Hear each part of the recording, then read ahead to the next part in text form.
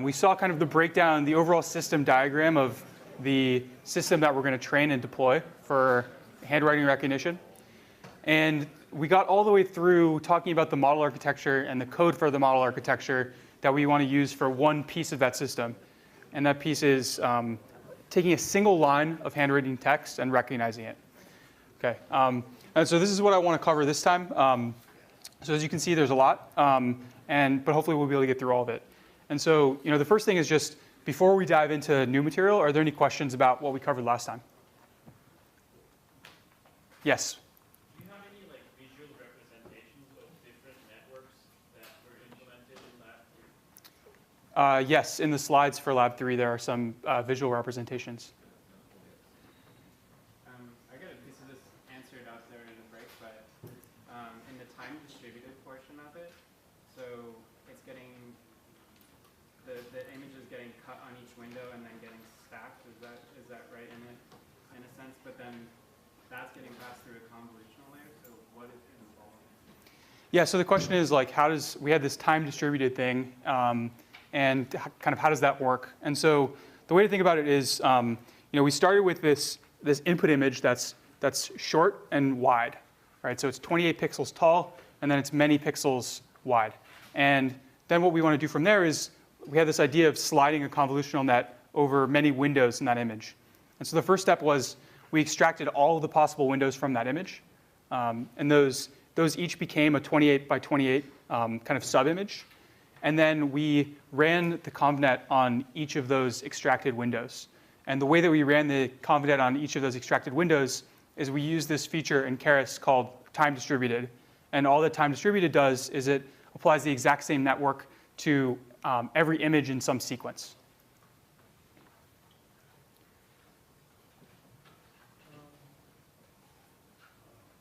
So if it applies the same network to the entire sequence of the windows of the image, then the backprop only happens once during the entire sequence? So the question is, does the backprop only happen once through the entire sequence? So the way that the backprop works for the sequence is it's backpropagation through time, because we have a recurrent net on top of things, and then the outputs of the convnet, the forward pass of the convnet, is computed for each of the possible inputs, so for every window, and then we backpropagate it through each of the possible inputs. So you can think about it as one convnet for each window, but the weights between all of them are shared. Okay, so I'm gonna move on to Jupyter Hub lab setup. I guess the question here is, raise your hand if you are still not able to access the Jupyter Hub that we were using last time. Okay, so 2 or 3 people. So if you're still having trouble with it and you want to follow along, then just post in Slack in the syshelp channel, and Sergey or Chris from Weights and Biases will jump in there to help you.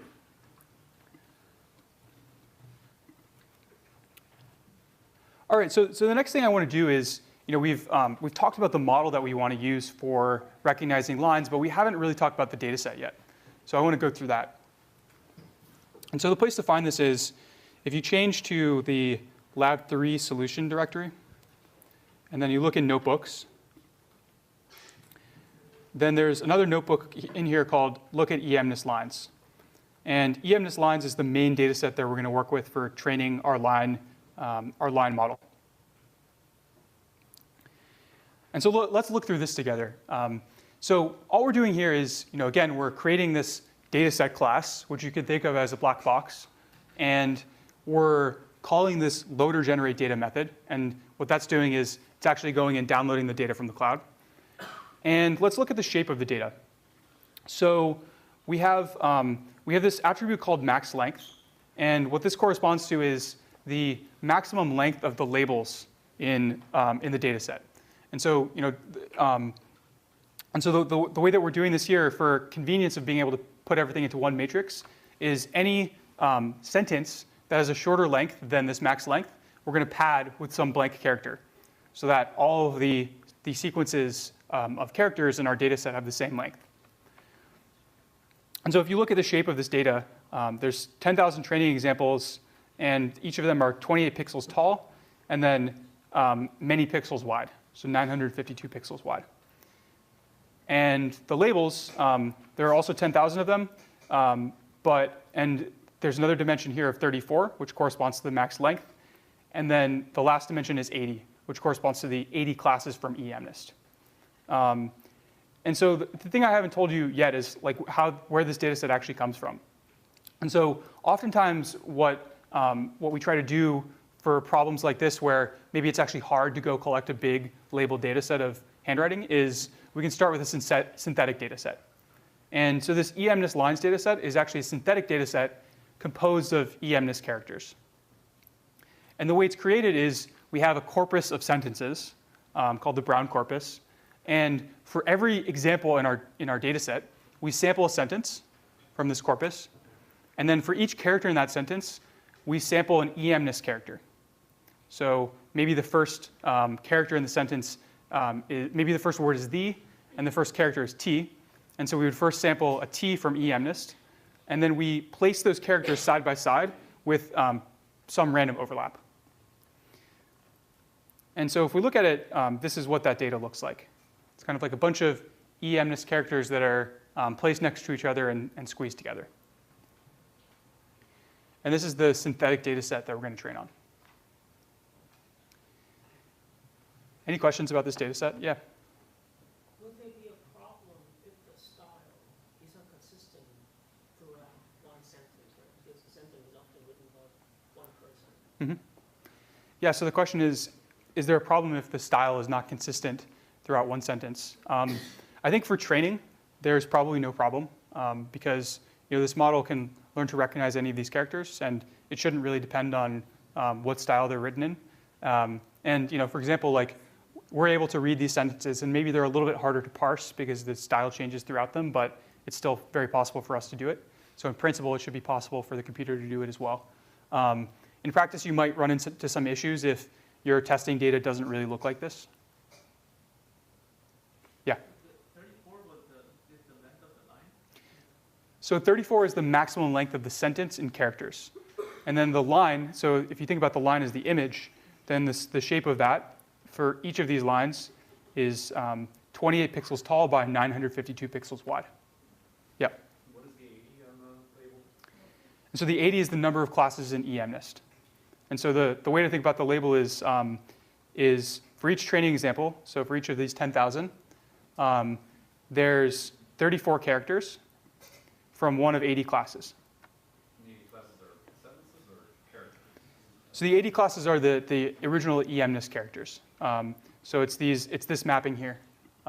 So each one consists of a number or a capital or lowercase letter or a symbol. Yep. And 34, that value, was it calculated or predefined? So the max length character of the max length of 34 was a calculated or predefined. I think the way that we did it is we just looked at the longest sentence in the corpus and we set it to be that, or that's generally the way that you do it.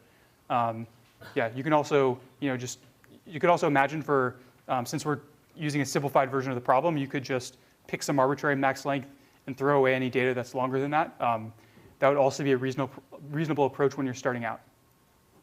Yes? Why are we using the synthetic data set? Just to illustrate kind of the way that the typical life cycle of a machine learning project, right? So if we're starting on this this text recognition problem, then we might not want to go out and do this really expensive process of collecting a bunch of real data before we've actually verified that that we can train something useful. And in addition to that, yeah, like this synthetic data will let us generate as much data as we want to and prototype models. And we might learn something about how much data and what type of data we need to collect when we actually go do the data collection process.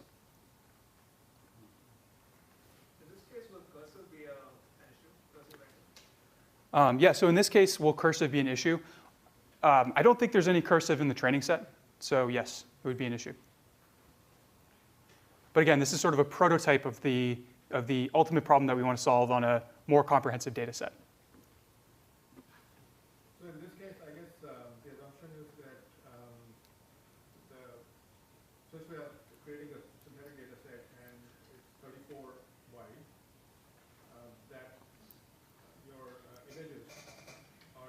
exactly the same size and therefore it all lines up. The image with the sequence in terms of 38 width, 34 width, that all lines up. So the question is, are we making any assumptions about what the input data to the model looks like? Does it always have to be 952 pixels wide? Does it always have to be 34 characters? And the answer is, we are making the assumption here that all of the lines that we use are going to be 952 pixels wide. But there are some ways to do away with that assumption, but that's kind of an assumption we're making for now. And the character, for the length of the labels, they don't actually all have to be 34 characters long. They just have to be at most 34 characters long. So it's totally fine to have shorter labels. Yep? So if we train for max length 34, how do we scale it up afterwards if we have longer sentences? Yeah, so if we train with max length 34, how do we scale it up later if we have longer sentences? We would have to retrain. OK, and just for comparison, I'm also going to show you another data set, which is a data set of real handwriting that we also have code here to train on. And so I'm going to go back into, this time I'll go to lab 4.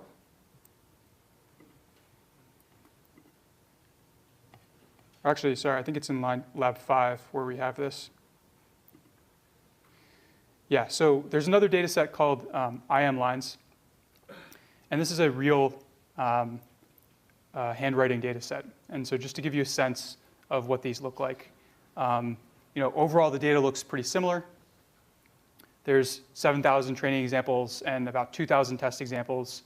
The images are the same size, but the max length is much longer for this data set. It's 97. And then the data itself looks overall pretty similar, but there's a few major differences. I mean, and I think most of these have been pointed out, but the style is kind of consistent throughout the sentence, and there's also some cursive writing and some things where the characters aren't very separated. And so this data set is a little bit harder, and that's another reason why we're starting with a simpler version of the problem. Yes? Is sort of the foreground, background color, or just color in general assumed to be handled at a different level? Yeah, so in the in eMNIST, just like in MNIST, the images are all grayscale, and I believe that that's the case in this data set as well.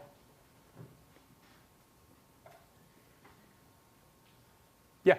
Sorry, I think what I was pointing out earlier was that in this case, the width of not this one, the label 3, the lab 3, that the width of each character was basically 28 by 28, and so if you put 34 of them of the images, you line them up, they would nicely fit in 952.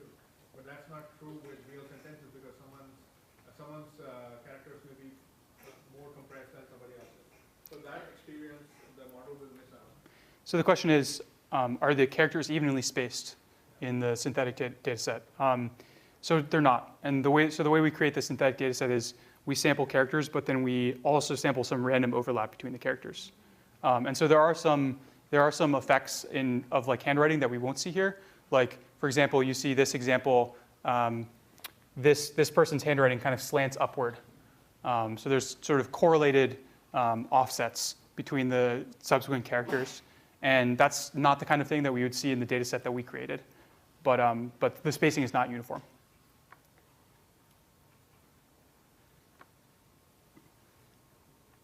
OK, great. The next thing I want to do is I want to just show an example of how we can train the eMNIST, train the model that we built last time, or that we looked at last time, on this eMNIST lines data set.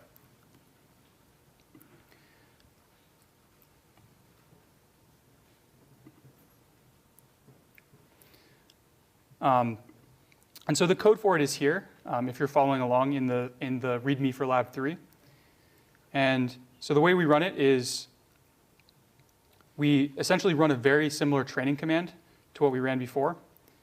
But instead of passing the eMNIST data set, we pass the eMNIST lines data set, and we pass the line model CTC and the line LSTM CTC network. So same training command, but we've replaced some of the arguments with the ones that are specific to this LSTM model with CTC loss on EMNIS lines data set. And so I'm going to run this in our Jupyter Hub instance.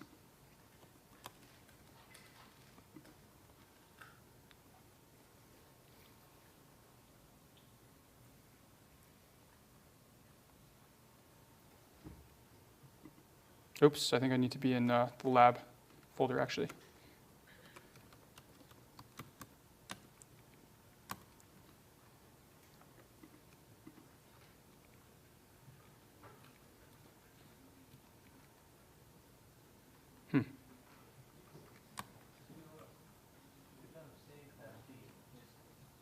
Sorry?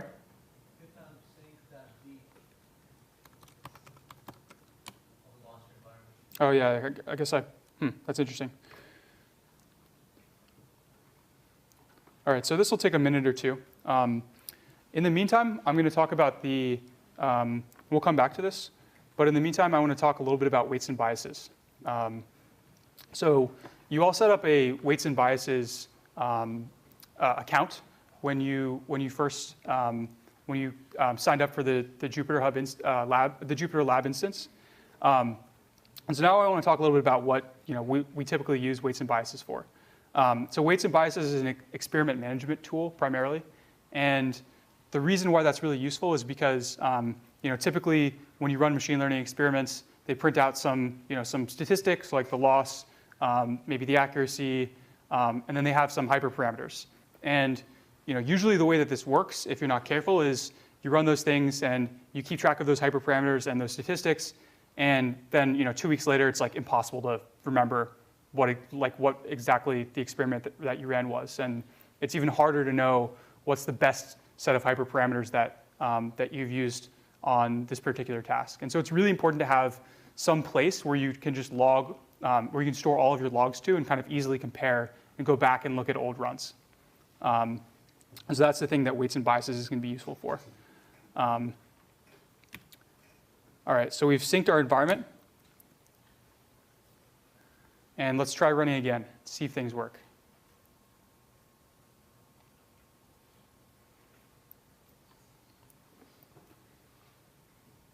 Okay, so you see the data set downloading some of the components.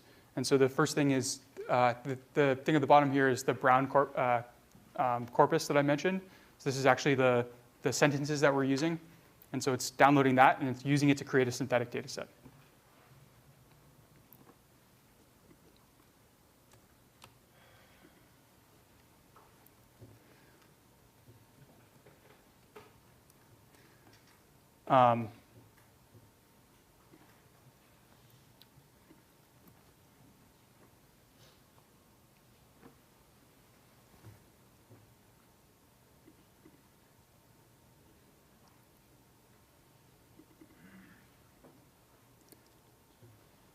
So coming back to weights and biases, as we kind of wait for this training to run, the next question is how do you actually set this up in your code?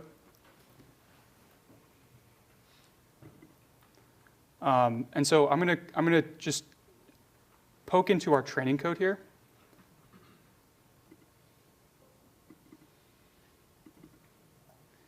And show you kind of the logic that we're using to set up weights and biases. So once you've set up your account, then there's kind of a few lines of code that you add to your training loop. So one is just for importing weights and biases. And then later, we essentially add a little bit of logic that just says, initialize weights and biases for this experiment, and then log to weights and biases our experiment config. So we can always go back and look at what hyperparameters we use and how exactly the training worked for this experiment. And then during training, we pass this flag called use W&B.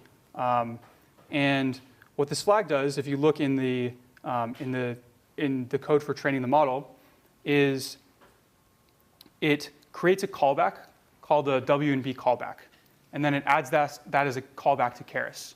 And so in Keras, callbacks are just things that get run kind of during your training loop and help you log things back.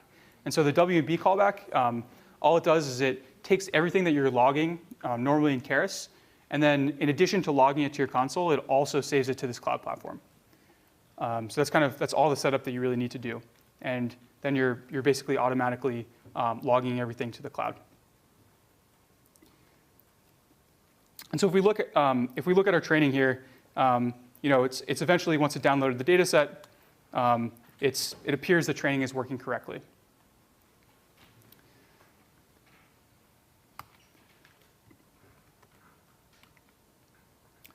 All right, so now what I'm going to do is, we have this model that appears to be training. And so, the question is, like, how do we actually, this model, like, may be a good model, maybe it's not a good model. And in order to figure that out, we need to, like, run a bunch of experiments. And we need to try changing things like hyperparameters, maybe try different model architectures, try training for longer, et cetera. So, like, what are the best practices for doing that well? And so the first thing that I want to show you how to do is I'm going to show you what it looks like to log things to weights and biases. So I'm going into the Lab 4 solutions folder. And from Lab 4, I'm going to try running one of our simpler, like our quicker training processes. So I'm going to run tasks / train character predictor. This is a quicker training model. And this train character predictor has, in the code for this lab, we've updated the logic for our training loop so that it includes the weights and biases hooks.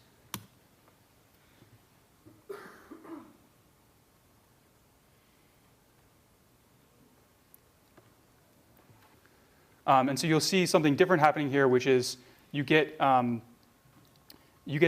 logging at the beginning that lets you know that weights and biases is running. And so now our training is running locally, and the thing that we want to do is log into W&B, and I think they actually provide the URL here, and take a look at what we see. Okay, and so this is kind of like the beginning of the logging for this experiment. And you can see that as the model starts logging things to the console, in real time, it's also logging them to the weights and biases console. And so we now have one experiment running here, and we're able to see the accuracy improve and the loss go down. If we instead navigate to like the entire workspace, so if we look at all of the runs, then we're able to see not just this one experiment that's running, but also other experiments that we've run in the past in this for this project. So, for example, like here's one that I ran last night just to kind of try things out. And the other nice thing that weights and biases lets us do is kind of like create charts that allow us to compare different runs. So we have one run running right now, and we might want to plot the accuracy of that. But let's say locally, in addition to this run, we also want to run something that, let's say, uses a different batch size, let's say. So what we can do is we can run a different experiment with a larger batch size of 512.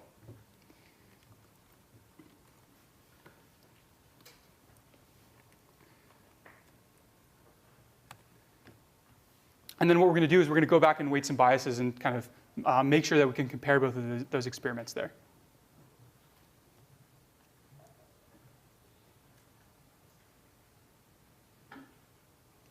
OK, so we've already started logging. And so let's look back here and see if this showed up where we expected it to. Yeah, and sure enough, we have one thing, our first experiment running from a couple of minutes ago, and now we also have another one running. And the curves start to show up on top of each other. There's a few other cool things that you can do with weights and biases. One of them is you can automatically restart runs since it saves the config of the run. You can just kind of automatically, if a run fails, you can just ask weights and biases to restart the run from the point where it failed. And you can do all sorts of other different types of cool logging. Like you can log images and make different types of charts and things like that. Yeah? Yeah, so the question is why use scripts for training instead of just running the Python code yourself? There's no real reason why you need to use scripts. I'm using it here because it's just a little bit more of a convenient way of remembering exactly what the syntax of what I want to run is. Yeah? Does it also save the weights that you train? Yeah, so you can also save the weights that you train to weights and biases. Yep. Mm-hmm. So this is a TensorBoard replacement, I suppose, but it's in the cloud and it compiles, it keeps all the latest experiments together. Yeah, so the question is like, what's the difference between this and TensorBoard? TensorBoard is also a really useful tool. The reason why I find this to be a lot better is because in TensorBoard, you still need to keep track of all your experiments yourself. And then if you know where all of your experiments are saved and you know all the metadata, then TensorBoard does a pretty good job of kind of plotting, like making the plots. So this makes the plots, but it also keeps track of everything that you've run and like saves all that information. And you can go back and like this happens to me all the time. I ran an experiment 2 months ago. It worked well, and then I went on and worked on something else, and then now I need to go back and figure out how exactly that experiment worked. Really hard to do with TensorBoard. Yes? Can you import the results from TensorFlow checkpoints? So basically, sort of export from TensorBoard to weights and biases? Can you export from TensorBoard to weights and biases? I'm not sure. Yeah. Yes? By saving the weights, does it assign a particular name? So generally, like the time or in order to keep track of the hyperparameters, or does it save it in sync? How does it work? Yeah, so the question is, like, what's the naming scheme for how weights and biases saves the weights? Yeah, I'm not too sure about that. Yeah. Can you export any kind of media for visualization? For example, your network outputs maybe, or what it is doing, a video, perhaps? Yeah, so can you export any type of media for visualization?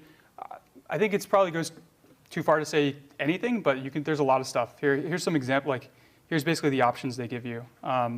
So you could do plots, and you can do tables, images, audio, HTML, and then like more complicated plots with Plotly.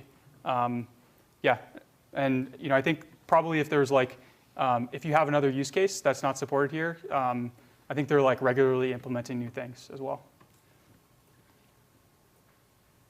Yes? Does this also help us in hyperparameter tuning by putting it all together in one thing? Yeah, absolutely. So does this help us in hyperparameter tuning?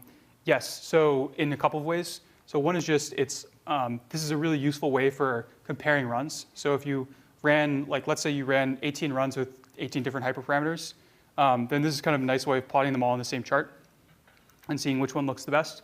And then the other way it helps is weights and biases has an explicit hyperparameter tuning or hyperparameter sweep utility. And so you can use that as well. Yeah? Can you deploy weights and biases on-prem? Can you deploy weights and biases on-prem? I think, so we have the founder of Weights and Biases giving a guest lecture, and you should ask him that. Yeah.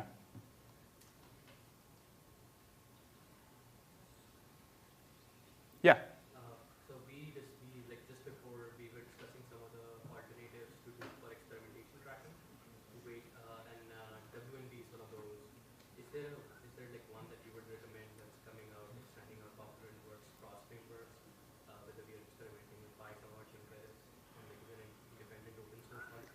Yeah. So the question is, are there alternatives to this software? And my answer is, this is the one that I use. And at the time that we adopted this was like by far the best option. I know that there are other teams working on this. I would guess that there are probably other good tools for this, but I'm not personally familiar with them.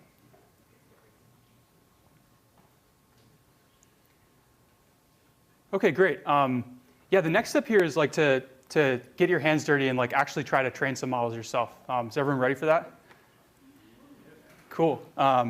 Okay, so the idea is like, we have about 35, 40 minutes left before our next break. And so, really the purpose of this is for you all to familiarize yourself more with the code, try training things, try making improvements to the kind of baseline models that we've implemented here. You should each have a GPU in your Jupyter Lab instance. And so you should be able to kind of like run training on your own. I'm going to pull up we have some suggestions of things that you might want to try, possible improvements that you can make to the model. And so, feel free to use this as a starting point or come up with your own. And so the place to look for this is in Lab 5 solutions. And so here are kind of some of the suggestions that we have. So, we picked some sliding window width and stride, but you can try changing that. You could, try doing something other than a sliding window. You can, increase or decrease the size of the LSTM. You can stack multiple LSTM layers. You could use a bidirectional LSTM instead of just a forward directional LSTM. You could try an entirely different network architecture, like something all convolutional. You could add normalization like batch norm.